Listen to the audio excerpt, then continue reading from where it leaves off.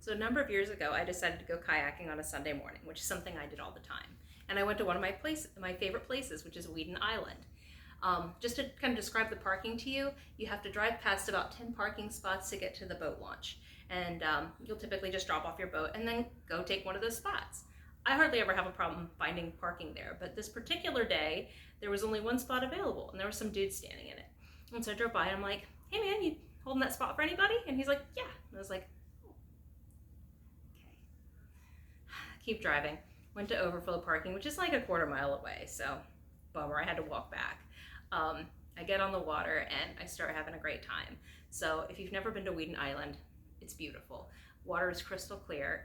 You can see things like roseate spoonbills. I've seen dolphins, I've seen manatees. It is stunning. So while I'm out there, I'm on one of the trails, and unfortunately the water was kind of low. We hadn't had a lot of rain recently, and I kept running aground on the sand, which is no fun. So I come out of the kayak trail that I was on, and as I'm coming out, I see two guys in these long, heavy ocean kayaks coming towards me.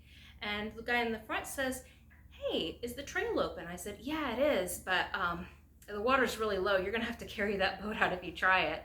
And while I'm talking, he's not paying attention to where he's going, and he runs aground on some oysters, and you hear the crunch when his boat hits the oyster bed. And he does the thing you're not supposed to do, which is take his paddle and try to pry himself loose. You should never use your paddle to pry yourself loose of anything, because if you break your paddle, you will be quite literally up the creek without a paddle. So thankfully he gets loose, doesn't hurt his paddle or anything. And I was like, look, he told me, he's like, I've never done this before. I was like, come out to the sandbar with me, it'll be fun. So take him out to the sandbar, which is kind of out a ways, and not a lot of people know it's there, so it's not super busy, but everyone has a good time. It's just kind of hanging out. And there's, like a little beach there and everything.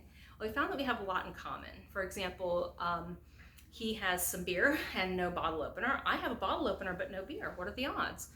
I also found out that that was the guy who took my parking spot. What are the odds? Again. So yeah, he apologized to me for taking the spot, and that was his buddy that was with him. We had a good time. He asked me to go out to dinner with him, and so that night we had dinner together, and then a number of years later I married him. So that is the story of how I went looking for a parking spot and found a husband instead. Thank you.